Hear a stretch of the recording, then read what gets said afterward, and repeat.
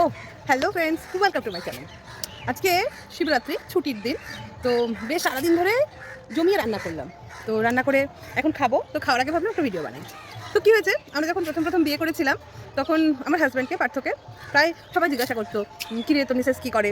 আর যখনই যেই শুনতো চাকরি করে, সেই সঙ্গে সঙ্গে বলতো বাও কি লাকি, বউ চাকরি করে, তো আর টাকা পয়সার চিন্তা নেই, বা আরও কিছু যা হয়। আর অনেকে প্রশংসা করতো, বাহ ভালো হয়েছে বউ চাকরি করে। আবার অনেকে হিংসেও করতো মনে মনে, বাবা বউ চাকরি করে, ওর তো লাইফ সেট হয়ে গেল। তো যাই হোক না কেন, হিংসে বা লাইফ সেট হোক, যাই হোক না কেন, বিশ্বাস করুন চাকরিওয়ালা বউ ঘরে রাখা না অত সহজ ব্যাপার নয়। ধরুন যার বউ চাকরি করে তাকে বিভিন্ন রকম প্রবলেম ফেস করতে হয়। কী ভাবছেন, আমি বলছি গুনুন। প্রথম কথা হলো, বউ সকাল 10টায় বেরিয়ে যাবে। আমি যেহেতু স্কুলে চাকরি করি, অন্য প্রফেশন হলে ব্যাস আরও তো সময়ের 12টা বেজে যায়। স্কুল বা এরকম ধরনের যে প্রফেশনগুলোতে, ব্যাঙ্কিংয়ে, যেগুলোতে সময়টা একটা নির্দিষ্ট সময়ের মধ্যে যাওয়া আসো, শিফটিং ডিউটি থাকলে তো হয়ে গেল। তো ছেলেটিকে টাইম অ্যাডজাস্ট করতে হয় বউয়ের সঙ্গে। ভালোতে মন্দতে বউ সঠিক সময় বাড়িতে থাকে না, কারণ কাজটা আগে। তো এক গেল। দ্বিতীয় কথা হলো, আপনারা যারা বাড়িতে, যাদের বউ বাড়িতে থাকছে, তাদের কী হয়, আপনারা যেমন সুন্দর করে সমস্ত সময় সমস্ত জিনিসটা হাতের কাছে একদম গোছানো পেয়ে যাবেন, এরা কিন্তু সেটা পায় না মোটো। মানে ধরুন দুপুরের লাঞ্চ তো আমরা কখনোই সার্ভ করতে পারি না, সকালবেলা একদম পরিপাটি করে 5 তরকারি রান্না করে বিভিন্ন রকম খাবার সাজিয়ে দিতে পারি না। তো এটা একটা সমস্যা হয়। আর থার্ড সমস্যা হলো, বউ চাকরি করলে পরে তার একটা এক্সট্রা ট্যান্ট্রাম থাকে, যেটা সহ্য করতে হয়, যেটা ছেলেদের পক্ষে সহ্য করা খুব মুশকিলের ব্যাপার। এটাকেও সহ্য করতে হয়। ফোর্থলি, ধরুন আপনার বাড়িতে বা আত্মীয় স্বজনের বাড়িতে কোনো অনুষ্ঠান হবে, আপনার বউটি সারাদিন গিয়ে সবার সঙ্গে হেসে খেলে গল্প করে এলো, এবং পাশাপাশি আপনার বউটি, যার বউ চাকরি করে, সে তার ডিউটি করে রাত্রিবেলাতে একটু গেল, তখন আপনার আত্মীয়রাই বলে ছি কি বিয়ে করেছে, বউ তো সারাদিন এলোই না, রাত্রিবেলা সেজে বুঝে একটু গহনা দেখাতে এলো। পয়েন্ট নোট করতে হবে, হ্যাঁ। তারপরে হলো যে এরকম হয় যে সংসার জীবন হলে স্বাভাবিকভাবে বাচ্চা কাচ্চা আসবে। তো কিছু একটা শিশুর বিকাশের জন্য মায়ের ভীষণ প্রয়োজন, তখন মা থাকে না। আর সেই সমস্ত ঘাটতিটুকু এদেরকে পূরণ করতে হয়। যদি সে কোনো সার্ভিসে না হয়, যদি ব্যবসা করে, তো বিশ্বাস করুন আমার বাচ্চার মানে ছোটোবেলায় ওর মাও ওর বাবা ছিল, ওর বাবা ছিল।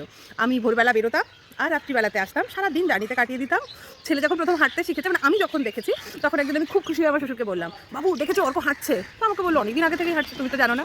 তো যাই হোক না কেন, এরকম আরও অনেক রকম অসুবিধে, যদি এত রকম অসুবিধা, এত ন্যাকড়া ঝাঁকড়া চাকরিওয়ালা বইয়ের সহ্য করতে পারেন, স্বীকার করে নিতে পারেন, মেনে নিতে পারেন, তারপরে গিয়ে চাকরিওয়ালা মেয়ে বিয়ে করুন। আদারওয়াইজ ভাববেন না, ভীষণ সমস্যা আছে। তো যাই হোক না কেন, তো আমাদের ছুটি থাকে যখন, তখন ঘরের হাজার কাজ জমে যায়। আবার আমরা সারা সপ্তাহ কী হয়, এক তরকারি ভাত খেয়ে কাটিয়ে দিই, কারণ আমরা অন্য লোকের হাতে রান্না খাবো না, আর নিজে করবো অত সময় নেই। তো আমার ছুটির দিনগুলোকে আমি এরকমভাবে ডিভাইড করে নিই যে একদিন আমি ছুটির দিনে কাজ করবো, পরের সপ্তাহে ছুটির দিনে আমি খাবো, আবার একদিন কাজ করবো, আবার একদিন খাবো। ধরুন যেদিন আমি কাজ করবো, ভাবি ঘরের অনেক পেন্ডিং কাজ করে নিতে হবে, সেদিন সকালবেলা এক তরকারি ভাত, ডিমের ঝোল হলে ডিমের ঝোল, মাংসের ঝোল হলে মাংসের ঝোল, মাছ হলে মাছ, সামথিং কিছু একটা করে নিই, সারাদিন কাজে লেগে যাই। আর যেদিন আমি খাবো ভাবি, সেদিন কিন্তু কোনো কাজ করা যাবে না। কাজ করলে রান্না কখন করবো? তো সেদিন সারাদিন ধরে যেগুলো ইচ্ছা করে সেগুলো খেয়ে নিই। তো আজকের দিনটা সেরকম দিন।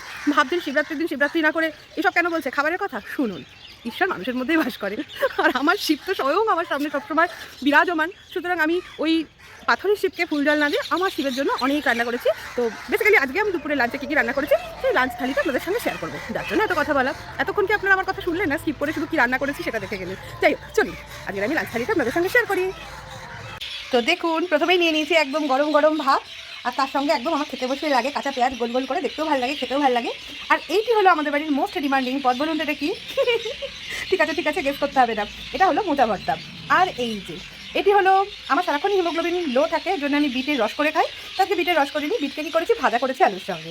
আর এটা হলো ভোলা মাছের সর্ষে বাটা, সঙ্গে একটা লাল লঙ্কাও দিয়েছি, দেখেছেন, যাতে একদম খেতে সুন্দর লাগে। আচ্ছা, এর সঙ্গে রয়েছে আজকে তিতর ডাল, এটা হলো লাউ, আর আমার ওই যে গাছের উচ্ছে তুলেছিলাম না কালকে, ওই উচ্ছে দিয়ে। আর তারপরে রয়েছে দেখুন, আজকে না সবও সামনের পায়ে সেই সামনের লেগ পিসটা নিয়ে এসছে, মানে খাসির মাংসের সামনের পাটা যেটা হয় সেটা নিয়ে এসে, এবং গিট মাংস পড়েছে, অসাধারণ দেখতে, মানে খাবো কি তার থেকে আমার দেখতে ভালো লাগছে। আর অল্প করে টমেটোর চাটনি রয়েছে, আর লাস্ট পাতে মিষ্টি একটা ল্যাংচা রয়েছে। এই হলো আজকে আমার মোটামুটি খাবার দাবার। বললাম না আজকে আমি সারাদিন ভেবেছি আমি কিচ্ছু করবো না, তো খাওয়া দাওয়া করবো। তো দেখুন, ঘরে এত পরিমাণে খেলাম না, বলার কথা না। তো যাই হোক না কেন, খেয়ে দিয়ে হাঁপিয়ে গেছি। আর আমাদের এখানে প্রচণ্ড পাখি, মানে খেতে খেতে একটু দেরিও হয়ে গেল, পাখি প্রচণ্ড কিচিরমিচির করছে। তো ভাবলাম একটু রাস্তায় হেঁটে নিই, নাহলে খাবার হজম হবে না। তো আপনারা বলুন, আপনাদের মধ্যে যারা ওয়ার্কিং আছেন তারা কীভাবে তাদের ডেলি লাইফস্টাইল মেনটেন করেন বা প্ল্যান করেন। আর যারা হাউস ওয়াইফ তাদেরকেও ভীষণ কষ্ট করতে হয়, সারাদিন তাদের এক্সপেকটেশন, মানে লোকের এক্সপেকটেশন তাদের উপর বেড়েই চলে, আর না করে দিলাম বউ হওয়া সহজ নয়, আর বউয়ের বড় হওয়া তার থেকেও কঠিন, বুঝলেন? আচ্ছা ঠিক আছে, আজকের মিনি ব্লগটা এখানে শেষ করলাম, একটু হাঁটিয়ে গেছি খেয়ে। Bye bye.